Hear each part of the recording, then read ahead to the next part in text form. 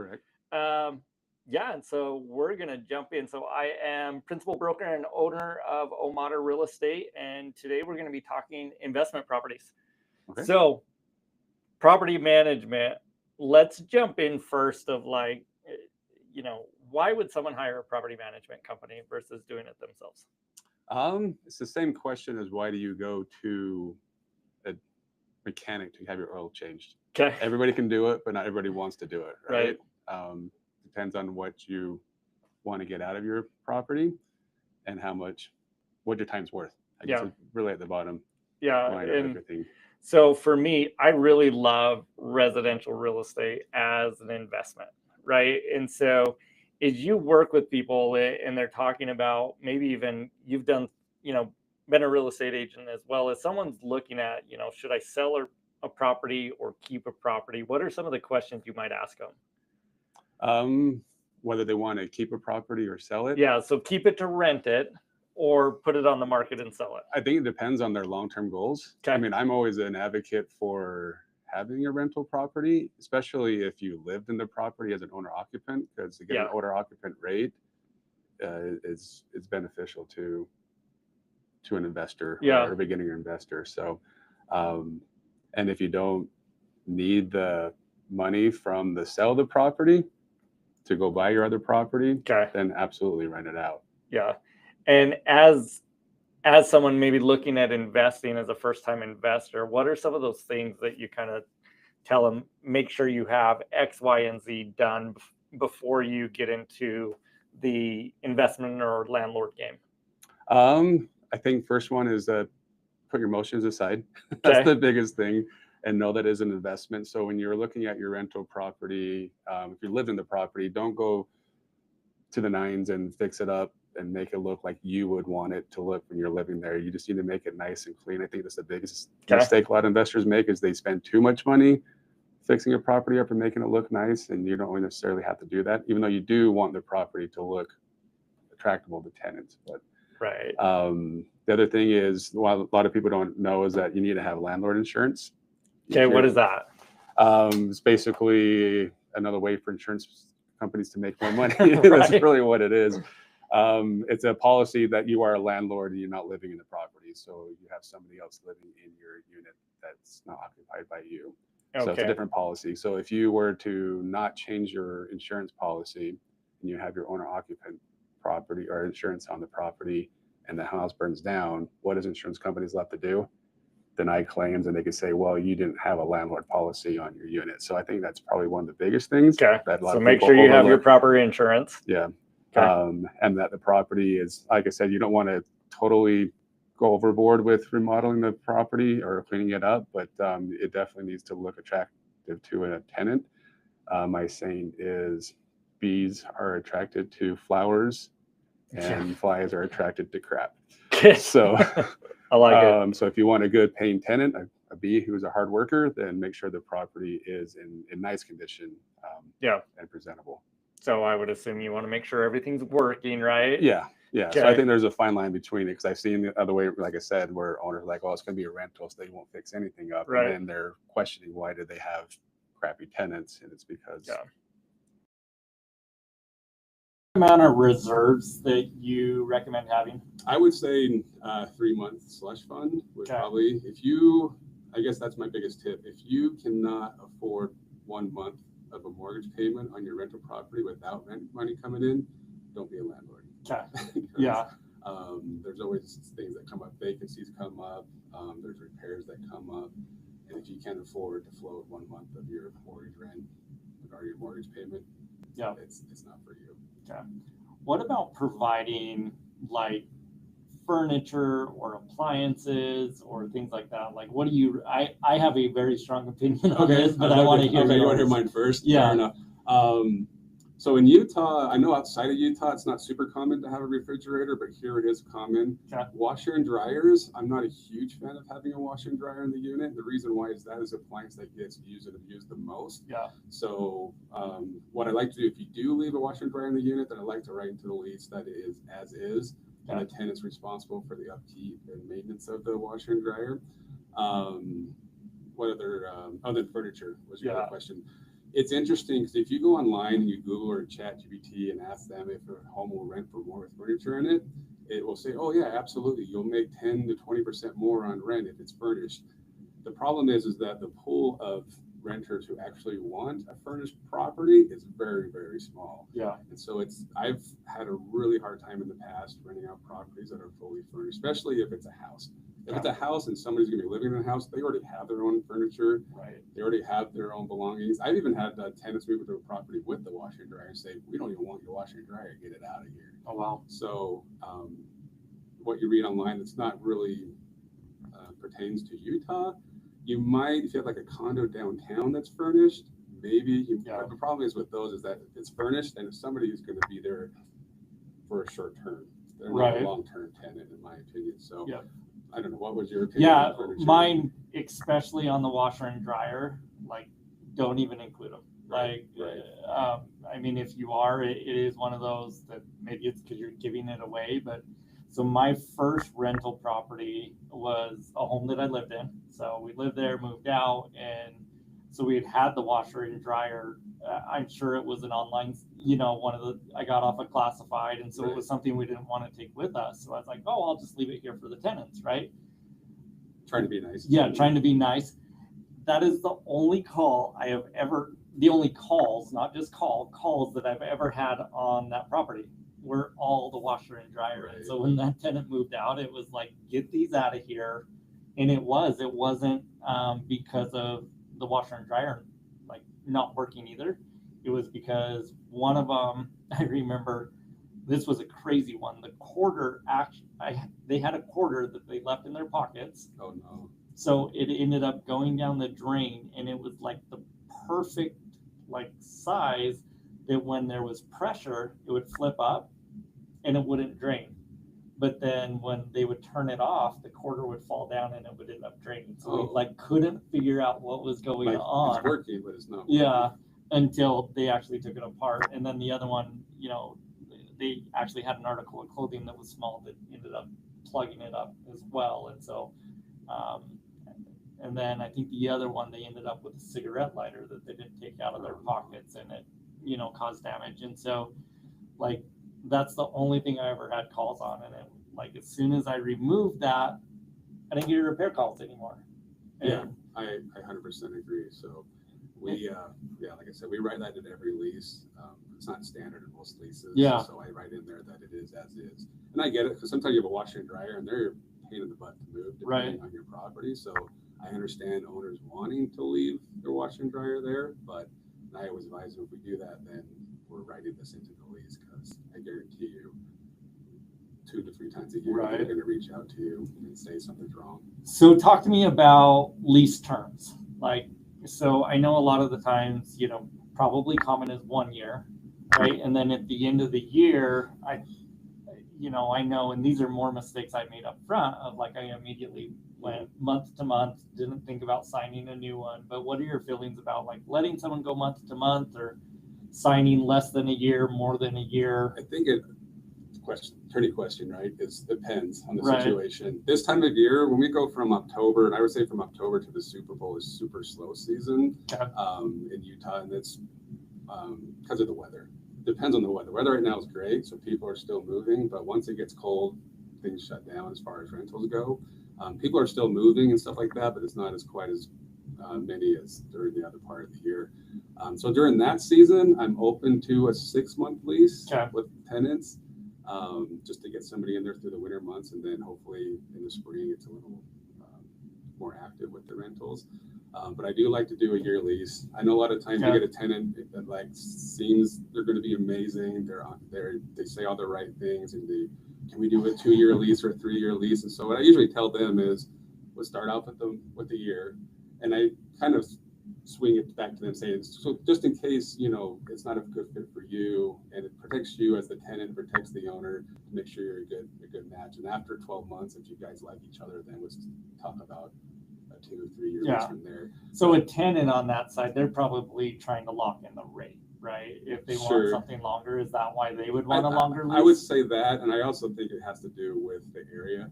you know, if they have kids in school, and I get that. You don't want to, Right. you want to rent for 12 months. And here in Utah, there's a lot of people who are renting their property because they couldn't sell. Okay. So I get that too, because like, well, I don't want to rent for a year and then the owner's going to sell the property and then we have to move again. Got it. But at the same time, you want to make sure that it's a good fit. Because if you're Right. locked into 3 years or 2 years, 3 years with a tenant and it's just not a good situation, then you're kind of stuck. Right. So, Got it. What about, what was I going to ask? So as far as pets, like I Pets, know that okay. was a big Yes. one for me of like, you know, I'm allergic to animals. I don't want pets in my home. What's your opinion on allowing dogs or cats or animals, like, and how much realistically should someone charge to be able to offset maybe the damage that a pet might cause? so pets, that one's tough because the stats show, I think it's 67 to 70% of Americans have a pet. Okay. And I would say when you go to the renter pool, that's even higher for some Okay. reason. I feel everybody has a pet, especially when they're renting. I've got opinions on that because I'm like, anyways. 'Cause, I mean, I'm a big dog lover. I'm not so much on the cats, but I'm starting to come around on cats. But so I love animals, Yeah. but I get the point from an owner's perspective, a landlord saying not wanting to have them. But if you say no to pets, you're eliminating half of your rental pool. Right. At least, if not more. And in the market today, where it is kind of a slow rental market, like you need to do it. If it were a really hot market, then sure, say Yeah. no pets. And the problem we're seeing right now with the pets, and we've seen it probably for the last, say, 10 years, if you advertise no pets, it's maybe $75 for them to go online and get an emotional support animal letter done. Yeah. And it's super hard to prove those wrong. You can do it, but it's risky. And so you advertise no pets, it takes you a month or two to get filled. And then when somebody comes along and they want to rent it, all of a sudden they have most support, and now all of a sudden you're with a pet, where you could have had a tenant 2 months ago Right. with a pet, and then you were able to probably get, you know, a pet deposit, pet rent, or pet fee, Yeah. or whatever you want to do. Yeah, no, I definitely found with my rentals that if I didn't like, I mean, I've had them up front, I was advertising no pets and it was crickets. Like there were Yes. 0 calls. And as soon as I moved to pets, I had like 15 applications. And so, I mean, it made a huge difference for me. So you brought up emotional support animals. Talk to me about kind of the rules around, like, one, I know you need to allow them, right? But what about charging an extra deposit or an extra pet fee if they come in and say it's for emotional support? Can you still make up that? Right now, no. But Okay. there was a case that I can't remember where our attorney was saying, somewhere back east, where somebody did charge a deposit and the judge okayed it. So now there's now case law to start saying that you can charge a deposit, but they're still advising don't do that for now, but Okay. it could be coming. So you can't charge a deposit. It's a same thing as for fair housing. It's a reasonable accommodation. Yeah. It's really what it is. So you got to think of it as like a ramp for a wheelchair or something like that, because it's a medical need for the tenant. Okay. So, And now, wasn't there a recent change? I actually loved it, but wasn't there a recent change as far as what can be considered an yes, emotional it support has to be a animal? domestic animal, something that's common pet. You can't Okay. have, so reptiles are now off of the table, which is interesting, but you can't have a farm animal. You can't go with that little cute goat anymore, the little horses, whatever they were doing. So it has to be a dog, a cat, something that's, you go to the pet store and you can find besides the reptile. Yeah. Right? So that's interesting, because I think the airline industry kind of got ahead of this whole Right. emotional support thing, and that it's taken a while for the housing industry to catch up. And I do believe there's a push going on right now to kind of change the rules on it. And so I would be surprised in the next year or two if you start seeing some major changes to the emotional support animal thing. But for Yeah. the time being, you can verify the letter, make sure it's legit for the most part. Yeah. But it's still risky. I mean, kind of a side story. When I got into property management, I had an owner who was a retired attorney, and a tenant came to us and said, "Hey, I've been dog sitting this dog for a few months for my friend, and she's moving into an apartment that doesn't allow dogs." And we said, okay, she was going to keep it. And I asked the owner, which is interesting. He allowed dogs 25 pounds and under, but this was a golden retriever. It was about 40 pounds. And he said no. So I found it interesting that he allowed pets, but not big pets. So he said no to the dog. And all of a sudden, 2 days later, we get a most important animal letter. We're like, well, that's obviously fraud or not right. And so he said, I'm not accepting it. And so I wasn't super familiar because this was probably maybe 15 years ago with the rules and laws. And so we said no. And all of a sudden we got slapped with a $75,000 lawsuit. Wow. So, and even our attorney was like, well, we know this is all bogus. This is not a legitimate letter, but fair housing usually likes to make an example out of people rather than what's the truth. So she later dropped the most important, just to put a conclusion to it, because she wanted to renew her lease. We're like, we're not going to renew your lease if you're suing us. And she dropped the case to go renew the lease. So that was my big eye-opening going, well, it was obviously very shady what she was doing, but you just don't want to, I mean, even if the lawsuit isn't valid, you just don't want to go down that road. Yep. What about, do you find there's a certain type of property that maybe rents better or cash flows better? You know, there's condos and townhomes and then single family homes, right? Like, do you find that there's kind of a sweet spot if you're saying if you want a great property that maybe is going to appreciate in value, that will be super easy to rent? Is there kind of one that? I think, again, it depends on I think there's more area specific places that people would rather rent. I've got a pro and a con, I guess, for each one of them. I mean, condos are nice because you have zero landscaping. But then if you got a tenant who's a little bit noisy, then neighbors are going to complain. Townhomes have a yard, but usually the HOA takes care of it, which is nice. Usually when you drive through a regular residential neighborhood, you can always point out that's a rental, because a tenant will usually never take care of her property like an owner would. So I like that for townhomes, but then regular homes, I think, are sometimes easier to sell when you go to sell a property, where those other ones, the townhomes and condos, can be a little trickier to sell. Right. So on that, like, as far as renting, so going back, you talked about like making sure you have money set aside for a vacancy. And I know for me, like with vacancies, they can really eat up your whole year's worth of cash flow if you have a mortgage on the property. And if you only cash flow $50 to $100 and you have a vacancy. So do you recommend that maybe, like, do you ever recommend maybe underpricing a little bit or definitely avoiding pushing the market to make sure it stays full? Or like, talk to me about pricing strategy. So pricing strategy, I'm always okay with shooting for the stars when it, like you say, well, I think we can get this, but don't do it for a long term. Try it for a week. My analogy for renting a property or pricing it is, you go pull your data. It's like when you're going fishing. You find out from the local fishermen what bait they're using and all that good stuff. And then you go to the pond and you throw your bait in the pond and you try to pull out a fish. I mean, renting the same way, you do your data search to find out what's the best pricing strategy. Sometimes you can try a little higher and throw it in the pond, but if you're not getting any response, then you know it's definitely time to adjust the price.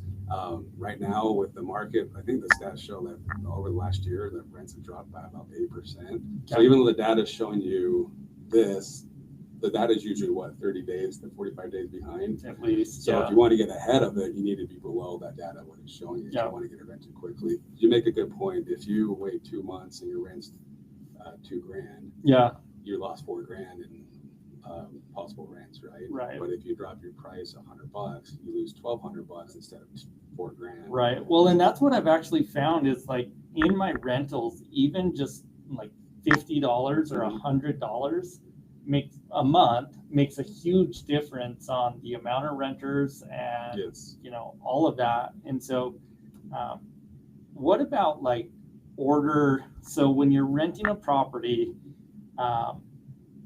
someone told me that price it a little bit low so that you get your pick of the tenants, but isn't there some rules as far as like once someone applies you actually need to go in order of application, or how do you make sure you're not discriminating on applications? Sure. So my analogy I always give for that one, if you ever seen, I'm getting too old where this movie reference doesn't work as much anymore, but the movie Big, if you've seen the movie Big, when he goes to ride the roller coaster, it says you must be X amount of height to ride the roller coaster. So if you go to Lagoon, it says you got to be this height. Yep. So for example, if it says 48 inches and your daughter is 48 inches, and the guy behind her is 6 feet, even though the guy behind her is technically more qualified because he's taller, Okay. doesn't mean he gets on the right first. Whoever was first in line who meet the qualifications should have the first right of refusal for the property. So you got to make sure you have your list of requirements, what you're looking for, like your standard minimum standards. And if the first person who comes meets those standards, then you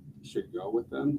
Odds of them finding out that you had another applicant that you chose over them are probably slim, but going back to the whole ESA thing, you just don't want an opportunity for a lawsuit. Right. So if you say minimum credit score of 720 and someone has a 720 and they meet all the other requirements and someone comes later and has an 800, you should go with that first one, yeah, right? exactly. What about, I know with mine as well, I actually don't like to raise the price when a tenant's there because again, vacancy can cost a lot of money, Mhm. right? And I know sometimes rents are going up. I'm actually an advocate of not necessarily raising the rents. I know there comes a point when probably it makes sense, but Sure. how often do you find that you're able to raise rents on a tenant and they actually stay? That's a good question. Right now, I feel like we're losing a tenant here or there because they're looking across the street going, oh my goodness, we can get this property for what we've been paying. And so a lot of times I kind of suggest to an owner enough to where it's an increase, but it's too painful. It's not what's the word I'm looking for? It's too painful to move. Like it's not worth the expense to move. So $50 to $100 sometimes, depending on the price range, that tenant's probably not going to move out because of that. But I'm kind of with you on that. I'd rather have if I have a good tenant, I'd rather keep them there and happy and maybe raise it just a little bit.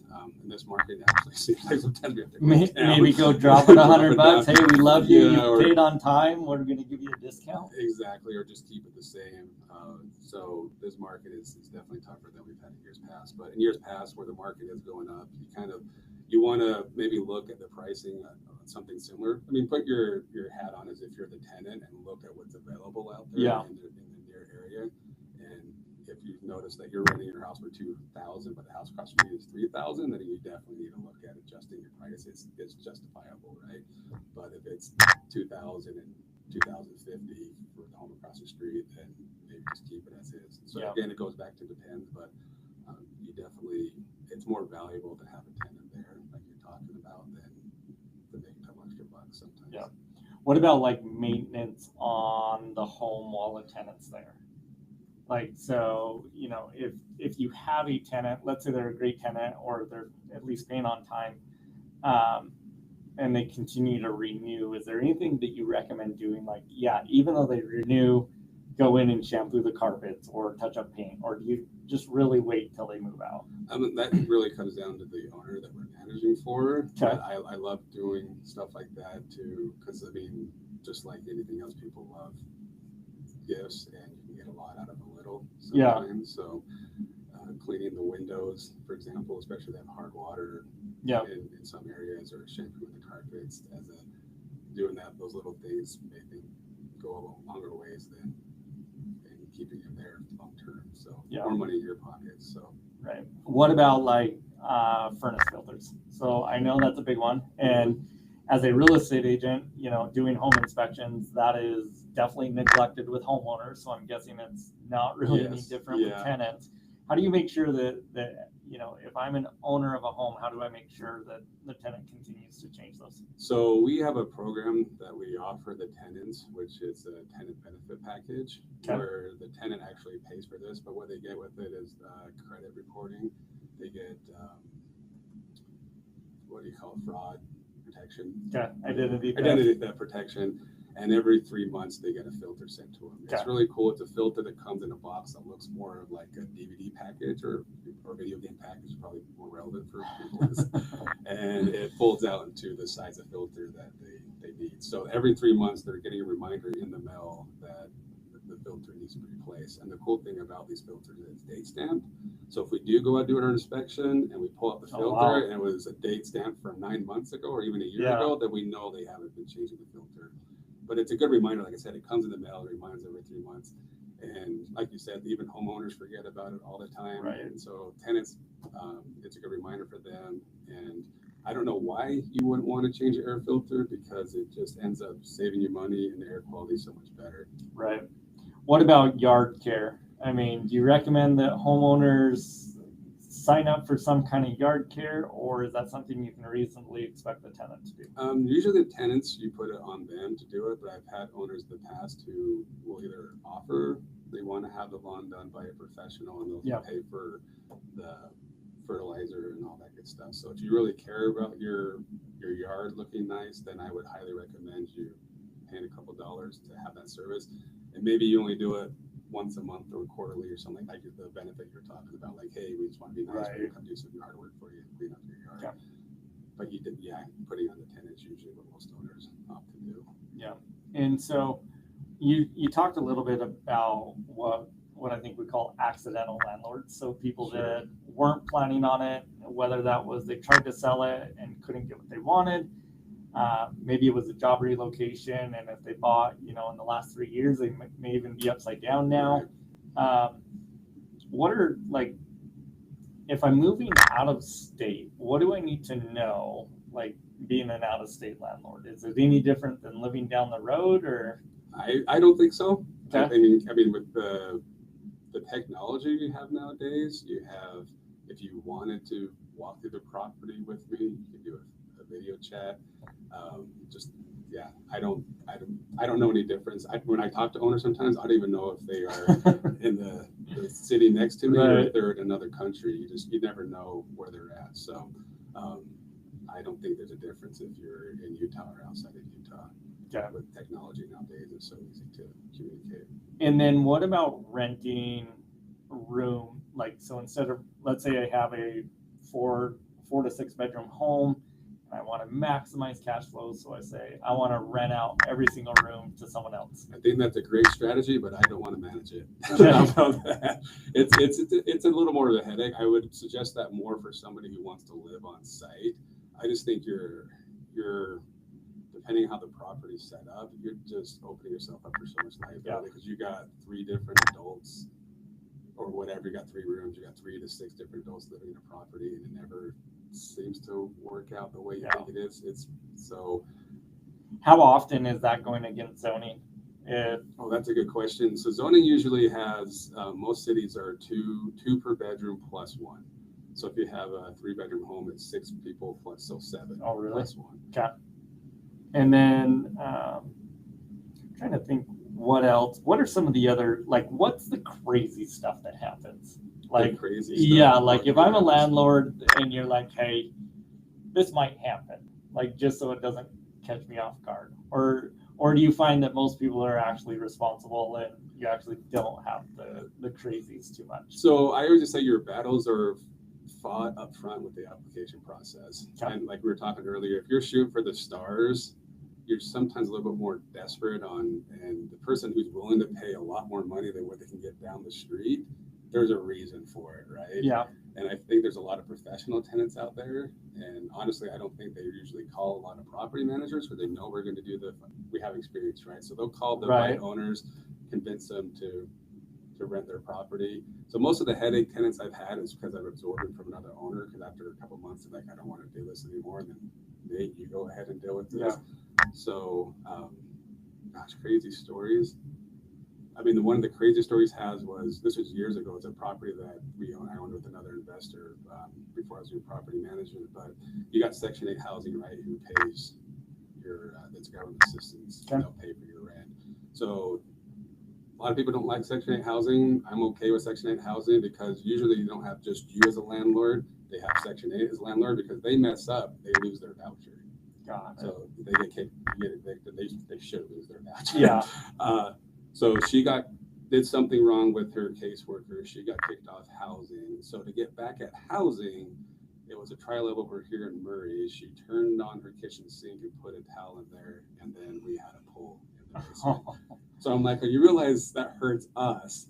You're the housing. Yeah. Couldn't care less about the situation. So that was probably one of the worst ones. And then, geez, what else? Do you find that doing like inspections every 6 months, or like do you do an inspection maybe 30 or 60 days after they move in, make sure they are taking care of it, kind of set the expectation, do one 6 months later, that you can avoid having it like get too out of hand? For the most part, yeah. And there's usually signs.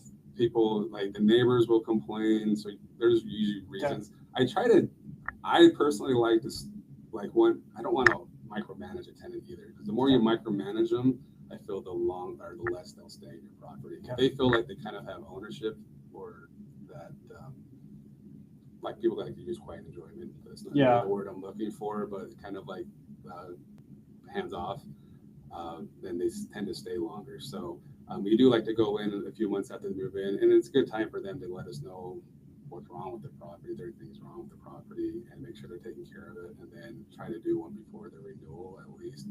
So you're not going into another year to find out that they had 12 dogs in the property or 12 cats or whatever it may be. So for the most part, but and you kind of get to know like which tenants are going to be taking care of the property long term, and then you do your best to. So if I have a home that I'm going to get ready to rent, or I'm buying one, and let's say I need to redo the flooring anyways, do you recommend going with carpet over laminate over, like, do you have any? So my tip is, and I tell a lot of investors or homeowners when they're switching over to be landlords, is never have carpet touching carpet. Well, that means if you have carpet in your bedroom, you don't have carpet in the hallway outside of it. The reason you don't want that is if carpet's touching carpet and you need to replace carpet in one of the rooms, it doesn't look right when you can't really match 2-3 years later, you can't really match it. But where if you have carpet touching hardwood or laminate, then you replace that one room with a different type of carpet. It doesn't look as weird as it does if it's the rest of the home is carpet. Does that make sense? Yeah. So what about laminate all the way through? I like laminate. I do like laminate. I think it's a cheaper option, and it's more durable, and it's easier to maintain. And carpets, a lot of investors go in and they kind of get the cheaper carpet anyways. Right. And it doesn't last. What about, and I guess this would kind of tie into it as well, what about LVP? Like, so you have your laminate, and then you have your luxury vinyl, and then you have carpet. I mean, do you have a preference? I like all of them. As long as it looks good and is durable. The one piece of advice I would have with laminate or the LVP or anything like that, or tile, is keep a couple extra pieces of it. Because when you if somehow one piece gets ruined and you don't have a piece you can just pull out and when you're redoing everything, and then it can be rough. So. Okay, well, we are coming up on time. As far as what else do you tell people? I mean, what did we not talk about for just kind of that entry level residential management that we should have went over? That's a good question. I don't know. Nothing's really popping in mind. But the biggest thing I always say again is take the emotions out of it. I know if you live there, you kind of have that emotional attachment. But when you start playing with emotions, you make dumb investment decisions. So I think that's my biggest tip, is to take your emotions out of it and know that you're getting into this game as an investor, and that's what you need to be doing. So I see a lot of landlords make the mistake when they self-manage, and then when the tenant moves out, they've made friends with them, so they don't want to keep it in a deposit. So you just lost X amount of dollars, even though you had the right to keep the deposit. Which is the cost. So much as you can, keep the emotions out of it, and know that no tenant. It's rare that you find a tenant who will take as good a care of your property as you did. So, and I think that's just understand that, like, this is an investment that's going to have wear and tear, and if you want to maintain that investment, like, be ready to, when you have to do a turn, to go in and do the paint, maybe some carpet, and I think if you look at that, like, overall it's going to cost a couple $1,000s every single year to maintain the property, but the gain that you get from appreciation, or if you have a loan, the tenant's paying down your mortgage. I love residential real estate as an investment vehicle, and so I think if you go into it with the right mindset, but if you let it consume you, like, pretty soon, it's like, maybe you should probably just sell it and get out of the property, right? Right. If someone wants to find you or Advantage, what's the best way to get in touch with you? You can call me directly at 801-403-7448. I'm always happy to discuss any property management needs, even if you want to self-manage. I'm happy to give as much advice as I can without acting as an attorney. So, Yeah, for sure. Okay, and if you want to reach out to me, the best way, you can either go to modernrealestate.com or I am on Instagram, Facebook, so just my name, Russell Fawcett, and I'm super easy to get a hold of that way. And thank you again.